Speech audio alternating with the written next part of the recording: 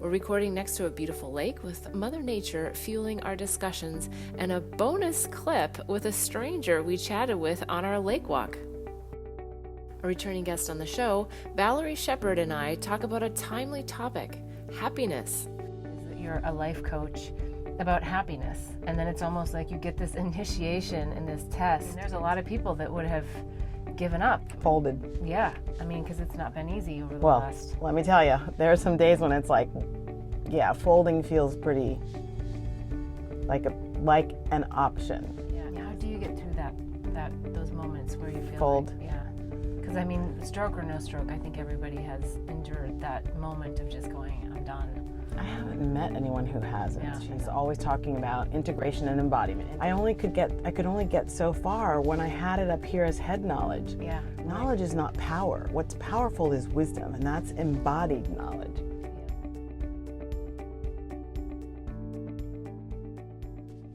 Welcome everyone to the Pollinating the Planet with Love show. I'm your host, Beth, and we're often here to talk about our life journey lessons and the pearls of wisdom, but I have a returning guest today, which I'm going to introduce in just a moment. So we're actually going to be roundtabling a topic, and the topic I think is around happiness, but we'll just see what the divine flows through. So I want to introduce today's guest. Valarie Sheppard describes herself as a recovering corporate executive on radical sabbatical. In addition to having a successful 30-plus year career in marketing, including running a portfolio of brands worth close to $1 billion, she's also a catastrophic stroke survivor, inspirational keynote speaker, university lecturer, and CEO of the Hartley Center for Mindfulness and Self-Mastery. So welcome, Valarie, back to the show. Oh, thank you so much, Beth. This is exciting. This is exciting. Being in the studio. Yay. I know. The last time was a radio show episode, and you can certainly check in the link below, and I'll put all of the information to get back to that episode so they can learn even more about you, because you're doing so many fabulous things. I think the topic that sort of came up as we started talking about what we're going to talk about is around happiness. That's really your area of expertise, and I think it fits so nicely with Pollinating the Planet with Love, because as you may know, it was inspired because every time I've come back to the United States, I just observed this greater level of chaos and disconnect, and that disconnect, I think, is really a disconnection from our inner wisdom. So the work that you're doing is phenomenal. Yes, and I know we just were talking about, there was a happiness day. Is that true? Yes, International Day of Happiness is March 20th, World Happiness Day. And what that means is, I think it was born out of the fact that a lot of different places, not just individuals, but companies are starting to measure their happiness in their culture. Yes. And there's a Forbes 100 list of top happiest companies. The Inc. magazine, I think, has one as well.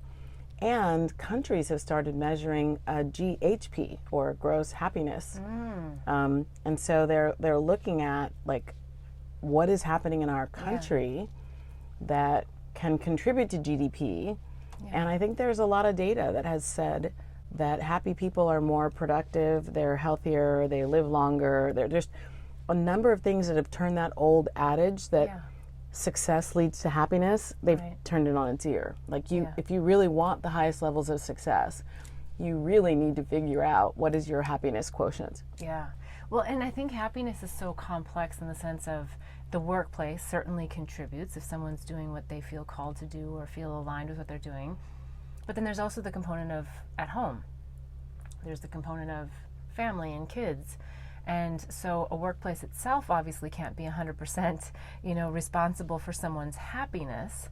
So when they go to measure this within corporate environments, is there a way? I mean, it's great that they're doing this. I just can't see exactly like how they can separate some of those things. I guess the surveys are specific to their work tasks, but what's happening at home infiltrates into someone's happiness and alignment.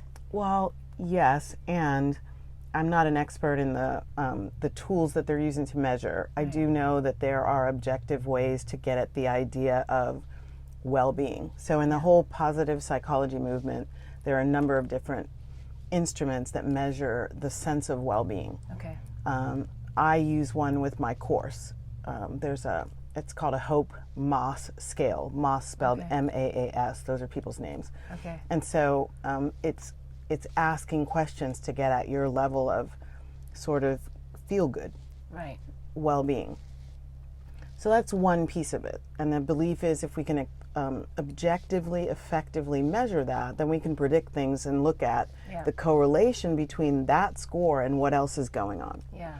And I think that's all fantastic. I mean, to me, having happiness be this big a thing, that there's an international day, lots of reports come out, lots of studies, that's phenomenal. Yeah. And I even say this in my book, in the dedication of my book, I talk about there's only one way that I know of to really improve your happiness in a lasting way, and that's through raising your consciousness. Yeah. So it's a deeper, more intrinsic relationship that you're stoking the fires of. It's not going to be that your work has instituted free beer on Friday afternoons and healthcare, and that, maybe you have a little bit more income and better food for your family. Those things are all phenomenal. And there's something a lot deeper than that really contributes to individual, ongoing happiness. And then that individual, of course, is what contributes it to workplace teams, family environments, neighborhoods, etc. Yeah. Now, I kind of want to take a step back and talk about the kids, the children, because it seems like a logical place to start with children and their happiness factor and just helping them to be happy. Are you familiar with any of the research out there? I mean, I don't know if social media is helping or hurting kids. I mean, it seems like it's definitely hurting in the sense of the ability to communicate person to person. But then I've read that there might be some benefits for people to feel connected, and that in some cases oxytocin levels even raise while looking at social media because they have sort of a false family of friends, if you will. So I don't know, is there any research that you're familiar with on children? Most of the research that I've seen says that the short-term benefit is far outweighed by the long-term problems. Okay. So you mentioned one, which is that we're losing our ability to have an belly-to-belly, toe-to-toe, face-to-face conversation. That children, young people, I won't just say children, so young adults. Yeah. I love working with young adults, and even teens are really not adept at how do they have a conversation this close. Yeah. I do some experiential things in my courses with students, and one of them is an intimacy exercise. Okay. And it starts with just standing apart from somebody, across from them, looking them in the face, and the students will tell me things like, it's a stare down, like just holding someone's gaze is a stare down, and that's inappropriate behavior. Mm-hmm. So they've kind of not been even taught, let alone, it's not that they've forgotten, they just don't know how to do it. Yeah, they don't know how to connect. What the benefit is. And then we do in connection, I use that word. So connect, and they're like, I don't know how to do that. So we're teaching this skill around connection. And they don't know how to feel their emotions when they've got someone else in front of them. Yeah. So there's that whole part of the interpersonal. It's really gotten problematic for young people. And I saw data the other day, suicide among young girls, especially 17 to 24, is at a 40-year high. Yeah, and I've heard something like it's the number 1 or number 2 cause of death in that younger age group. For young men and women. Yeah. Yes, 17 to 24, number 2 cause of death. Wow. It's pretty bad. Yeah. And this whole idea of social media and interpersonal skills is that it gives a kind of a false sense of people being your friends. Yeah. So you may have likes to your photograph, but you also have people who say, that's a stupid photograph. Yeah. And you also have people talking about how fat you are, or how skinny you are, or bullying you. Yeah. So the bullying thing seems to be... Bullying is pretty... cyberbullying is huge. Yeah. Yeah, and it would be really interesting to see what the listeners think about this. So feel free to comment in the links below, because I think yeah, it's just interesting to know what each generation, I mean, our generation is different than a young mom who has, that might be in her 20s, who has a child because she's grown up with this social media, right? So we see the difference. But a lot of people are having children now that have spent their whole life on social media, and it's just the norm for them. The disconnect is the norm, so they don't necessarily, even as parents, have that ability to really feel. Yes.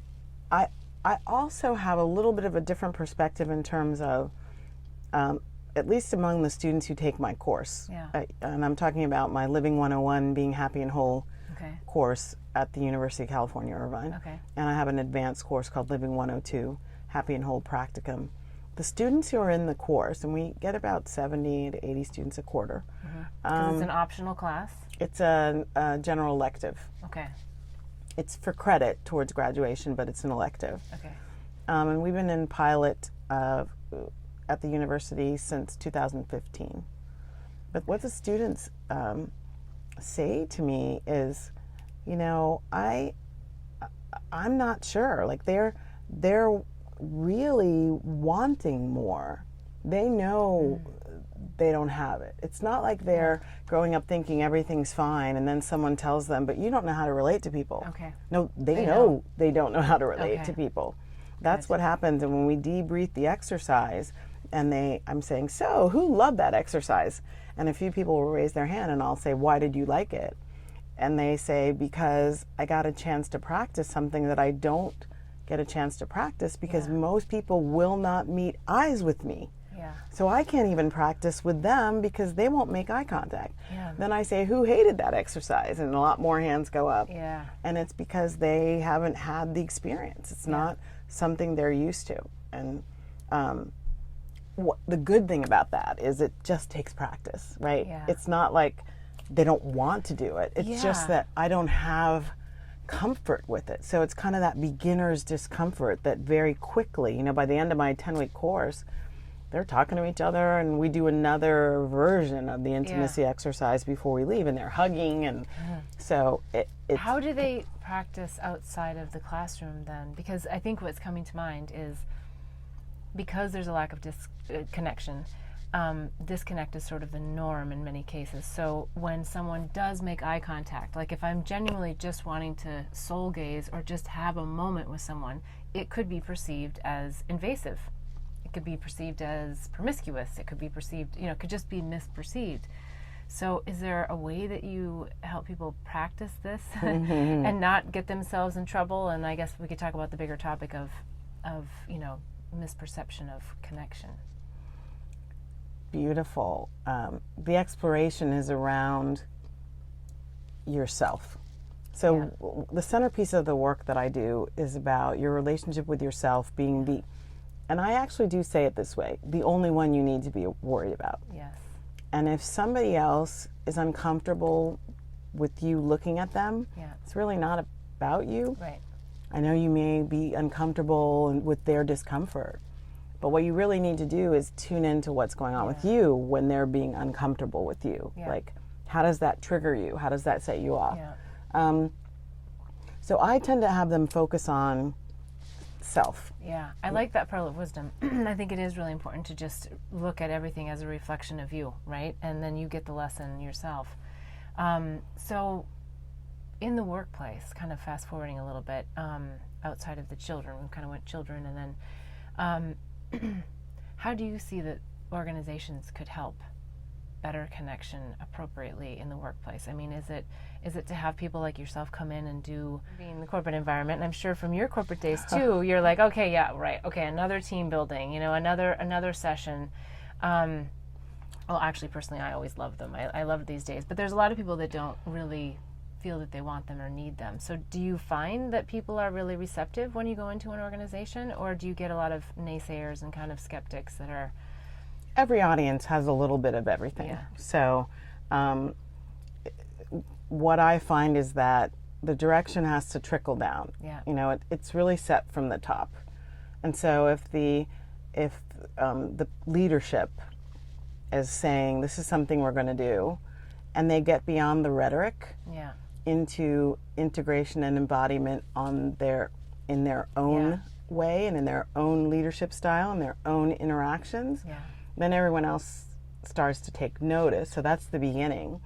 But then also be willing to make shifts happen when other people aren't doing it. Yeah. That's where the rubber meets the road, where I start to notice, oh, maybe so-and-so got passed up for a promotion because of this, or so-and-so didn't get that really great team leadership job because this skill is not one that they're developing. So it has to go beyond, you can't tell your staff to go and then not show up. You can't tell your staff to go and then show up and then have your admin come and get you out for an important phone call. Yes. Like those behaviors, staff is not stupid. Yeah. They're going to follow the lead that is established. So I do believe, and there are some organizations where they say, you know, what happens in our culture shows up in our results. Yeah. So the kinds of things that we're talking about, Beth, can be misconstrued. So people think, so you're going to pay people just to go do stuff to be happy. And so I want to go back to that one thing. So happiness is a way to talk about all of this that gets people invested, right? They engage when they hear the word happy, or they hear joy, or they hear peace. Right, because they know they want more of that. They want more of it. And it's a universal desire across the world. Regardless of how much you have, you want more. Yeah. So that's a great starting place, but it's nowhere near the end place. I mean, in my class we do nonviolent communication. We talk about managing conflict. We talk about what is true heart-centered leadership. We talk about identity, personality, perception. We talk about giving and receiving. We talk about allowing. We talk about a number of different aspects underneath this whole idea that are really what ends up happening in the workplace. So, for example, a person who feels not seen and not heard and not understood, not seen, not heard, misunderstood, they could develop a personality that is all about forcing that to happen. So the behavior they might have in a work team might be that they sound like all they care about is their own ideas. They champion themselves, and it's got to be about them, their way or the highway. And I'm kind of signaling this. I'm talking about myself. Right? So for someone like me who kind of was conditioned to think that maybe because I'm a African American female, I'm not as worthy, not as deserving as other people sitting around the table, place that person with that belief system in a predominantly white and older male environment. When you get to the executive levels of big companies, there's a dynamic going on there that was largely subconscious. Right? So I didn't know that's the way I was behaving, but it was there. And so in organizations, the work that I do is to help people see that below the surface self that could be getting in the way of their leadership style and the way they bring their staff along, and the way they manage up, down, and across the organization. I really like that topic about the subconscious, and I want to talk more about it and how we can help people with it. So we're going to go to a quick break, and we'll be right back. Awesome. Blossom Bliss products are designed to help empower pure love and purpose in your life. It's through the power of words, flowers, and symbols that our products assist you in creating a blissful life. The power of words in our mini mantra word bar necklaces assist you in setting and blossoming your personal intentions. The affirmation cards leverage the power of flowers by providing daily inspiration. And the power of symbols in our life journey bracelets are great reminders of the things that bring us peace, joy, and love. Products are made and blessed in Bali with love by Balinese artisans who work with empowered hearts. When you purchase jewelry with a bee charm, we donate to save the bees. Join us in pollinating the planet with love. Go to our website, blossomblissbali.com. Again, that's blossomblissbali.com. We're back with Valarie Sheppard, and we were talking about happiness. And I think you made some really incredible points about just all of the different factors that lead up to happiness and how a lot of your workshops help people really get to all of those. But one of the things we talked about just before the break was the subconscious mind. And I love that work. It can be difficult work, but I also think of that work as more spiritual work. Dare I say that word? So I love that word. I love that word.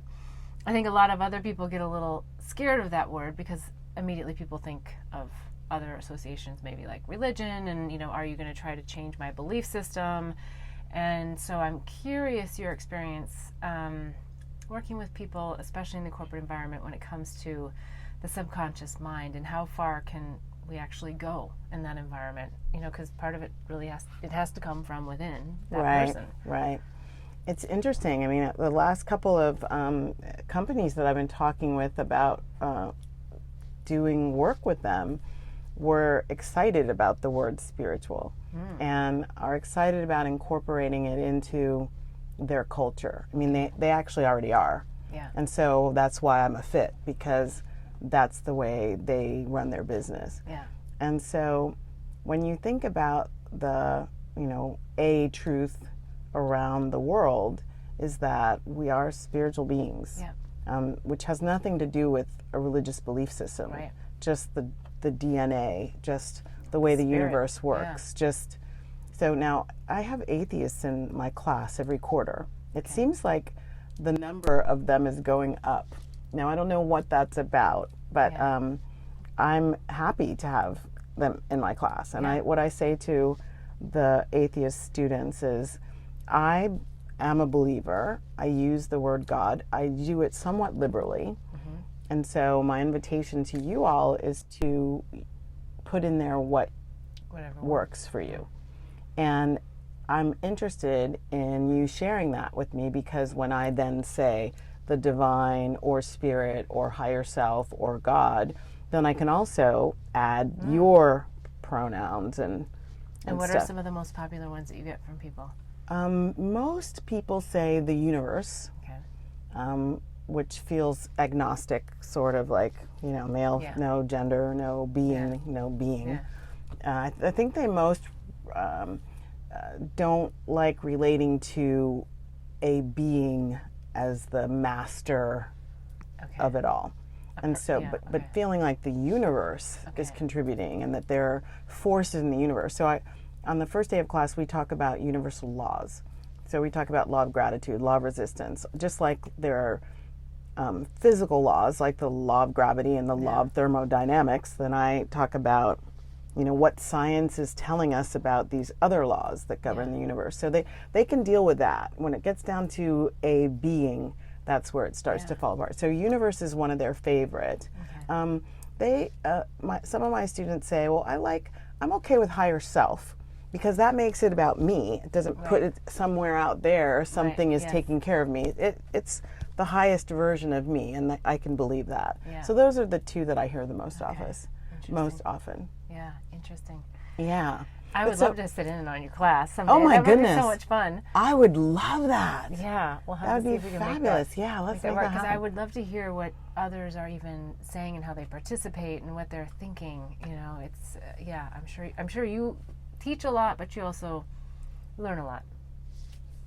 I love it. The give and take, and to see, one of my favorite things as I call it a guide or a facilitator or a conduit. I don't necessarily feel like I'm a teacher, because I believe everything I talk about, it's inside of us. It just needs to be activated. Yeah. So in that role, one of the things I love is when it is activated, like to watch somebody go, oh my gosh, I just got it. Yeah. And to, especially in a 17-year-old or a 19-year-old or a 21-year-old who started the course in a place of, I don't know what I don't know, and I don't like what I don't know, and the world is crazy, and I feel bad about myself. And then they move in 10 weeks and they shift to a space where all of that isn't all, sorted out and fixed, but they're just at a level of self-awareness, self-acceptance, and self-love that is so much higher than when they came in, and it sets them up. And do you do like an assessment, like when they come in, like a where they are, and then when they leave, is there some assessment? Okay. Yeah, we do a quantitative. We use two different studies. So, I'm teaching at a institution UCI is like the number 7 public university in the country, so I'm really big on data. UCI is number 7 in the country. Oh wow! Okay. Yeah, that's a great number. It's a great school. Yeah. I mean, it really is. Over 35,000 students on campus. Right. It's pretty big and pretty amazing.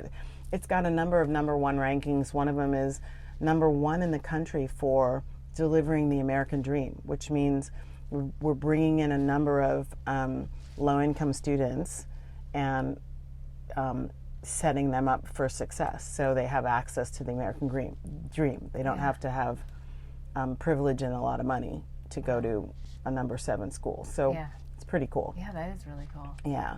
So, but as I'm sitting here, I'm like, what is the American dream these days? But it feels like America itself has changed. But as you said, it was really about setting them up for success. So that I was like, okay, we're speaking of it in those terms. Yeah, I don't know exactly what the question was, but I believe it's around that you have self-determination in choosing how you create success. Right. Okay. So back to your question about measures. I'm big on data. Comes from my marketing background. So, oh my gosh, got to have data. So we have 2 validated studies that we use to determine what's going on. So one of them is called the College Self-Efficacy Study, and it looks at a student's ability to kind of manage the rigors of college. So do you know where the library is? Can you go talk to a professor about a grade? Can you do you know how to study? Those kinds of things. But that wasn't enough for me because that really has nothing to do with my work. Right. So I wanted something that was more along the lines of kind of awakeness and mindfulness and self-mastery. Yeah. Those are my expertise. Yeah. And so we found a study called the 5-Facet Mindfulness Study. And it's like 39 questions that ask about your relationship to the earth, the planet, others, yourself, situations. And so what we've found so far, as we've been measuring over the course of the last 3 years, that the current data that we have, where we have gone pre and post, in the college self-efficacy, we have a 5-point jump. In the mindfulness, we have a 29-point increase before and after. Wow. And I don't even say mindfulness. The course is not, I don't teach mindfulness-based meditation or anything like that. Yeah. I just talk about becoming in a better relationship with yourself. I talk about what are you noticing, how are you being you? I ask this one pivotal question, who are you being when you think you're being you? And they unpack that all quarter long. Who am I being when I think I'm being me? Yeah. And they start to notice, oh, that's a voice that's not mine. Well, how valuable, though, for college students, I mean, assuming that most of them are younger, doesn't always mean that they are, to have that opportunity to start unpacking all of that then, as opposed to when they're 40 and having a midlife crisis, or 50, or, have to get hit over the head with a brick. So that's when I started doing it. I mean, I say that in my book, I was very successful and actually thought I was very happy. And things started to kind of unravel. Yeah. And when I went on the journey to discover, why is this all unraveling? First of all, why is the fact that I'm doing all the things I was told would lead to my happiness, how come I'm not that happy? Yeah. So that was a pivotal question. And then, like, why is it all unraveling when it started to? Yeah. It felt like, I wouldn't call it, it's not as dramatic as a midlife crisis, but it certainly was a, how would I think of it? I guess it's a pivot point for me. It was just, this isn't working. Yeah. And I don't want to recreate it. Yeah. I don't want to go forward doing what I'm doing that's not working. And so I had to figure something out. That, my book came from that journey of what the heck is going on here and figuring it out. And at what point did you have your stroke? I don't remember from our first interview. Were you still in your corporate? No, you were out of your corporate life at that point when you had your stroke. Mm-hmm. Okay. Yes, the blood vessel burst 3.5 years ago. Okay. And how long had you been out of corporate at that point? So I left corporate in 2006. 6, Okay. 7. Yeah. And so this was 2015. Wow. Okay. Yeah. So, I'm sure that was a whole nother, a whole nother pivot point. Yes. Yes. Yes. Yeah. I'm really excited because 2019, June, will be the 4-year anniversary. Wow. And later this year, I'll be running my first solo retreat since the stroke. Wow. A big 2.5-day weekend retreat at this amazing facility up in the Scotts Valley, which is between Silicon Valley and Santa Cruz, and California redwoods and beautiful air, and I'm just excited. Congratulations on that. That's going to be fun. It'll be a big milestone. You know, I've been marking as my body, you know, continues to recover. It's not, I mean, let's be clear. It's a miracle that I'm talking, that I'm sitting here. Yes. Brain hemorrhages are not a very kind thing. They often kill people. So apparently I chose to stay here and have some things to do. Yeah. And interesting that was something, well, I guess I like to think that we've chosen these things in our life path, which sometimes is a hard thing, but that that the situation is that you're a life coach about happiness, and then it's almost like you get this initiation and this test into really having to walk your talk, right? I mean, there's a lot of people that would have given up. Folded. Yeah. I mean, because it's not been easy over the Well, last... let me tell you, there are some days when it's like, folding feels pretty like an option. Yeah. It's not an option that I would choose because I'm really grateful and I'm really still having a good time. Yeah. How do you get through those moments where you feel Fold. like, because I mean, stroke or no stroke, I think everybody has endured that moment of just going, I'm done. I haven't met anyone who hasn't, and I think you're right. So a couple of things. So for me, I do absolutely know unequivocally, without a doubt, I don't ever question it, that the stroke is a part of my commitment to embodying the work that I do.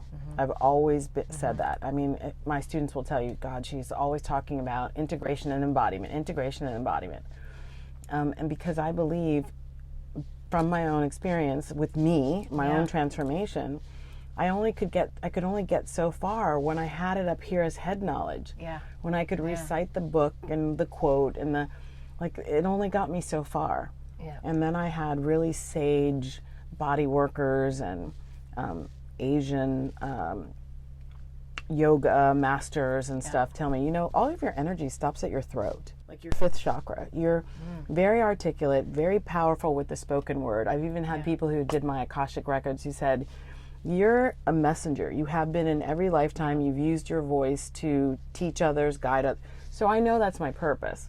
And yet, it's not embodied knowledge. Yeah. And I even say, knowledge is not power. What's powerful is wisdom, and that's embodied knowledge. Yeah. Knowledge that's acted on. Yeah. So I'm very big on that, and I had to do it for myself. It's like get into the embodiment. Yeah. So the stroke has given me an opportunity to really practice the stuff I say about when the going gets tough. Yeah. And so that's part one. And then part two, what do I do? Well, I talked a minute ago about we're not really taught how to accept, allow, and receive. Accept, allow, and receive. So the first thing I do is, where am I on my acceptance realm? Yeah. Can I accept what's not working? Can I accept that for example, really simple thing, this hand still has a tremor. So when I try to pick things up or when I'm putting things down, I often knock them over. I'm very carefully put them down, and then when I pull my hand away, it shakes and I knock things over. Yeah. So I've broken some of my favorite glasses. I've broken other people's glasses. And are you right-handed? I'm right hand, right side dominant. Right. So and that's the side that's the most impacted. Wow. Okay. Mm-hmm. So I that happens, and to not, I don't remember ever beating myself up about it. I do remember feeling intense sadness, well, that sucks. I remember one New Year's Eve, the year after the stroke, my girlfriend had given me a pair of beautiful champagne flutes. And I was so excited. We took them out of the box. We were just getting ready to pour champagne in them. I knocked one over. It was broken. Yeah. She's since replaced it, but that was a moment where I just let it loose. Yeah. I just cried. But the difference was it was releasing sadness as opposed to self-recrimination. And is that part of the allow process then? Just allowing the emotion to come with whatever the situation. So you accepted that you broke the glass. I broke the glass. I didn't mean to. Yeah. It wasn't like I was not valuing the glasses. I wasn't juggling one, and one fell. I was trying to take care of it, and it didn't turn out that way. So first is acceptance. Okay, broke the glass. Second is a wave of energies coming, and it's got to go somewhere. And so rather than try to keep a straight face or what do you call it, a strong face for my girlfriend, I just started crying. Yeah. You know, it's a really simple example, and yet I feel like it's a very powerful example because, I think a lot of us would probably just get angry or disappointed with ourselves and then just move on, right? And then the fact that you could just let it go. So then the receive part is? The receive part is the sweetest thing. So number one, to me, the receiving of releasing is the receiving of the open space that comes right after releasing. Sometimes hard to explain, but I think everyone's felt it after they've had a good cry and they stop crying. They're like, it's like that exhale, which is an open space. Like what's leaving is gone. What's coming has not necessarily come yet. But there's some open space, so it creates spaciousness, just to allow and to receive the space created from letting something go. And then on the other side of that is also the love that comes from being authentically where you are. So it's not so that you can have a friend say, it's okay, no big deal, we'll get another one. That's what she said. That was beautiful. And she kind of sat there with me and grabbed my hand and she's very good at holding sacred space and just let it be. You don't always have to come up with the perfect words. People think that they have to. But sometimes all you have to do is just sit there and be a witness to the fact that your really good friend is in a bad place right now. And there's nothing, she doesn't expect you to fix it.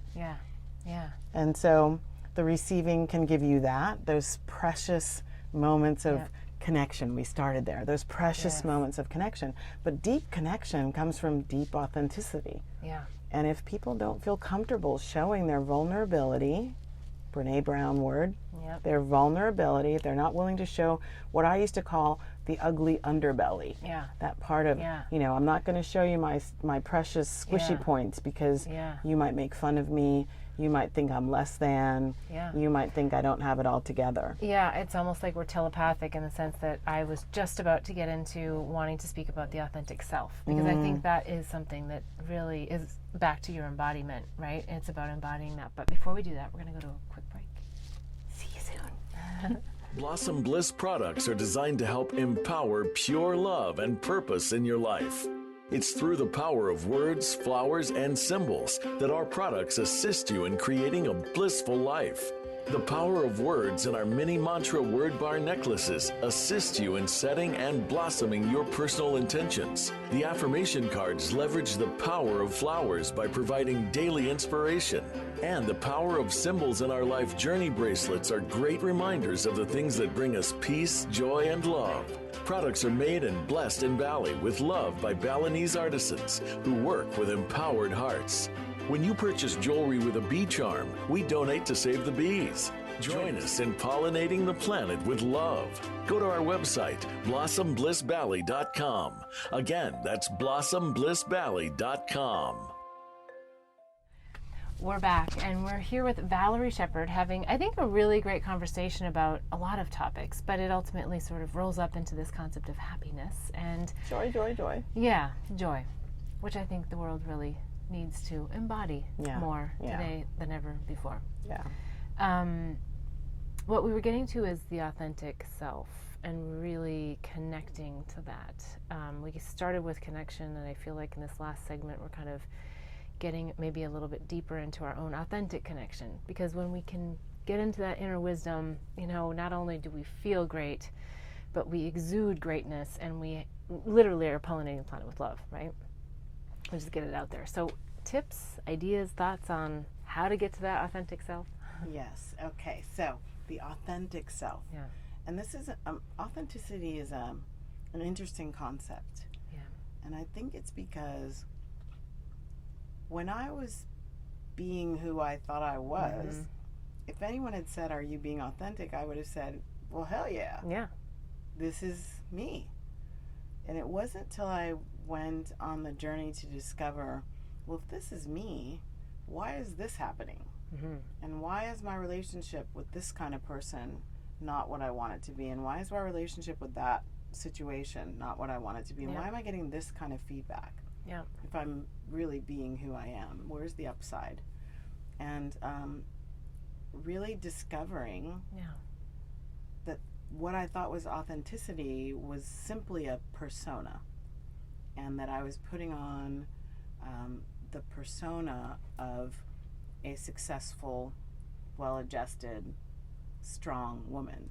So that gets into the idea of identity, and we walk around with lots of them, and there's nothing wrong necessarily. I identify as a female. I identify as a former corporate executive. I identify as African American. We can identify a lot of ways, and I also know now that for me, the truth is there's something that supersedes all of those human level, in the moment, this lifetime, put on identities, and that is the identity of being a divine being. And like to claim that. So in my book, that's step one: wake up to the truth of who and what you really are. So that to me supersedes all else. So my authenticity then has to be rooted in that, because that's the thing that is the soul level identity, is what is true and travels with me no matter what. The rest of it is dependent on situational dynamics of life. And interestingly enough, that's the same way that happiness rolls, when we can attach the things that bring us happiness to a soul level identification, as opposed to moment by moment situational dynamic. It tends to be able to be there. And what I really like about that is when you connect in, you're not looking externally for the answers, and you're getting the truth. You spoke about that, the truth. And I think we're all seeking the truth, and I think there's, a lot of phrases, only love is real, and it's true, but until, back to your original point of, we embody the knowing that, right, which is knowing your authentic self. When you come from a love-filled place, and you're always connected to a source and answers that are so much greater than yourself. And I see so often that it's the external depiction of ourselves that we follow. And that's where a lot of times the unhappiness lies, because we're never quite meet or match something that we've projected out there for ourselves. Does that make sense? I know I've kind of covered off on a lot of things, but it's very important, this authentic self, and knowing what it is and where it comes from. Yes, that question, who are you being when you think you're being you? Dancing with that question for as long as it takes is really an opportunity to get clear on, what am I hooked into? What has me? And when I discovered how much of my identity was wrapped up in my stuffology, as Carolyn Mace calls it, your stuffology. I like that. So how much of mine was, my Santa Claus collection. And I love to tell people about that. And the stuff that I brought back from the many countries. I've been to, I think, all but 2 continents, and my travel, and my book of labels from great bottles of champagne, and the times that happen around those, and how much of that was somehow a way that I related to other people. I related through those things rather than through a core essential aspect of myself. And especially now through epigenetics, where we're finding out that some aspects of ourselves aren't even ours. Right? So, some aspect of, why is somebody afraid of dogs who's never had a bad experience with dogs? Because it's probably in their DNA. And it's being passed down, and epigenetics shows that happens. Why do I sometimes, in the past, we've been doing some work around this, what is the slavery, the leftover bits of slave experience that could be in my relationship to money, my relationship to working hard, slaving over a hot stove kind of thing. Understanding that and knowing that's not my life experience, but it's in my genetic code from ancestors. Also, I've been talking lately about a thing called, I call it annihilation energy, like this kill or be killed. That can come up in me when I feel a little bit threatened. And I'm like, I can go right into like, you're trying to kill me, I'll kill you first. Right. And I'm like, where's that coming from? Well, my mom can trace so many ancestors who fought in wars. Well, the first time that this really became apparent to me, what you're talking about, was in Bali. I participate in family constellations, and I love family. I did it once just by chance. A friend of mine came to visit, and she said, "Will you come with me? I'm going to have one." And I said, "Sure." And wow, like after that, I tried to do it. This particular facilitator did it twice a week, but it was phenomenal. And I think what made it even more interesting for me is that living in Bali, there's people from all over the world that are there. So I started to see, the Australians and, people came from England, shipped the prisoners, right? And so there was this thread, and there's Hitler, and there's the Germans, and there's this war, and active wars and wars that weren't that far back. But wow, they still had a strong hold on people's how they associated with things. And then once we brought it around for observation, boom, you could blow it up. One other thing that you mentioned that I wanted to go back to about, finding the authentic self. And, as you said, when you were in your corporate life, you would have said, yes, I'm a marketer, I'm a this, I'm a that, and, right? That's who I am. I would have said the same thing. And it brought me back to a time when I created, and to use your words, my own radical sabbatical, where I basically, went into my boss, and it didn't take long for the tears to come to say, like, I need to take time off. Like, my soul was quickening. I had so much happening, and I went through what I think is the 3 big D's for me. I mean, I was still in the middle of my divorce. I was done, but the divorce just couldn't seem to get done, and I just needed to decompress. Right? I just needed to decompress. And then third, I just felt like I needed to redesign my life. And I thought that this was, I don't know that I thought it was going to be an easy process, but wow, once you start peeling the layers back to this, right, it's not as difficult as I think people think it has to be, right? Because you start to get a taste of that authentic self, and you just want more. You want to learn more. You want to, check out more, identify with less, and, right, get into the juicy stuff.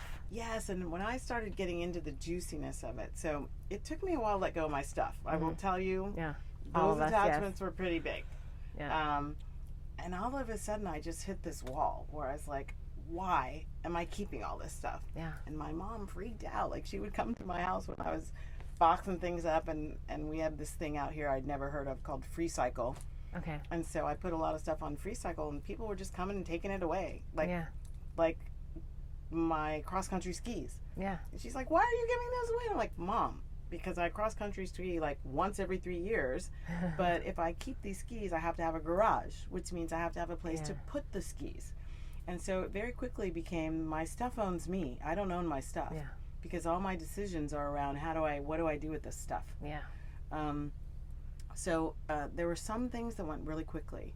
Like, I was definitely on a mission to let go of whatever was, I call it the iceberg below the surface, right? The part of the iceberg that sunk the Titanic, nobody could see. So the part of the iceberg that was sinking Valerie was stuff that I didn't even know was down there. But once I became aware of it, like, get it up and out. I want this stuff gone. I want to be a different me. Not so that people like me more, I get better at performance evaluations, or I make more money. It wasn't for any of those reasons. It was just for me. It was like, if nobody else ever knew about it, I mean, I now have it in a book. But if it weren't for that, the calling that resulted in that book and what I'm doing now, like, could I have stayed a corporate executive and done this work solely so that I could be more alive and inspired and inspirited in that role, in that job? Heck yeah, I could have. that wasn't my choice at the time. Now I am. I was like, anybody want to hire me as a chief culture officer? I'm available. Things like that. So, but it was originally just around, what can I let go of? What can I release? I call it a lightening up from letting go. Well, how can I lighten up? Lightening up from letting go. I like that. Yes. How can I lighten up? Because I've let something go. Oh, that old hurt that's like festering below the surface that keeps me guarded when I'm around in certain circumstances. Maybe I can just let that go. And needing to be right.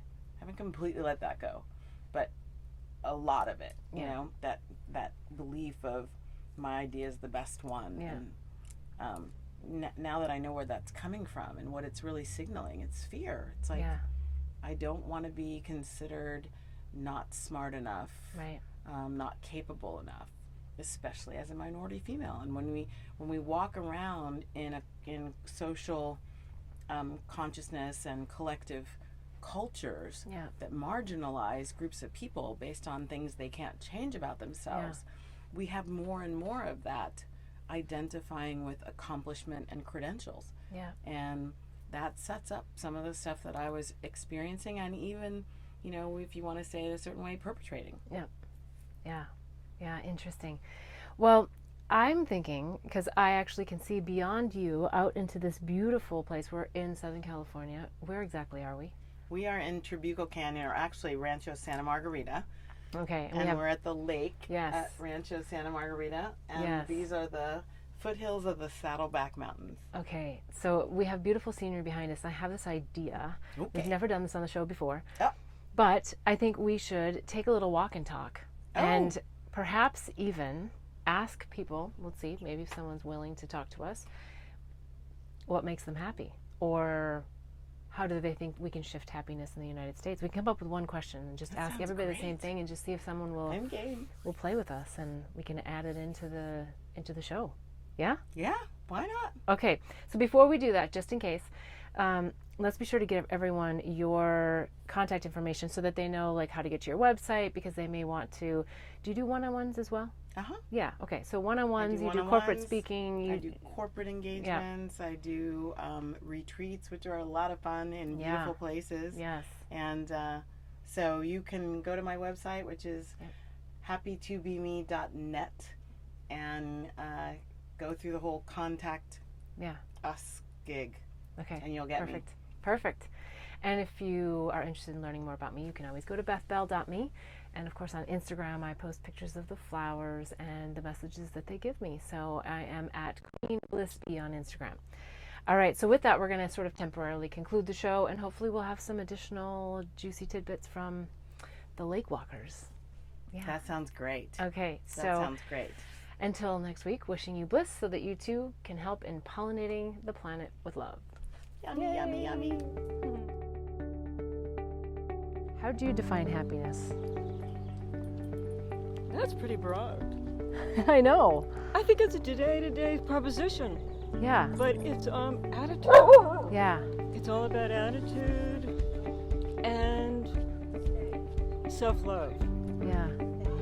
And if you don't love yourself, you can't love anybody, really. Yeah. It's really true. Genius. Yes. Being in your skin. Mm-hmm. And I'm 71, so I know that. Yeah. It's not simple enough anymore. Yeah. It's too complex. Yeah. And people make it too complex. Yeah. I agree. You know, we have too much stuff. Yes. I think also Bali has got a real deep rooting in spirituality. Yeah. It's all over, you know, every We've housing. lost our spirituality. Yeah. I mean, we each have individual images of what spirituality is, and religion, and really, I don't think the two are the same. Yeah. Religion and spirituality is your own concept of what you think life is about and what your purpose is. Yeah. Purpose driven. Yeah. And you know, when you're talking about spiritual, like everybody here, when they come around the lake, they feel very spiritual because it's the earth. Yeah. There's these beautiful mountains. We have the water, just like when you go over to Laguna, Bali, all over the world, you go to beautiful places. Yeah. Well, it's wonderful to talk to you. Yes, thank you so much. What is your name? My name is Beth. And who are you? I'm Valerie. And I'm Debbie. Debbie, Debbie. nice to meet you. I'm Okay, Debbie. all right. Thank Bye, you. Debbie. Thanks for talking with us. Ladies, I appreciate it. Yes, Thank you. you. Bye. That was fun. Bye-bye. You lifted my spirit. Oh, Yay. Beauty. Aw. you. Who's up next when you like my page, Beth Bell Live, and join me each week as I invite a new guest into the mobile recording studio to help in pollinating the planet with love.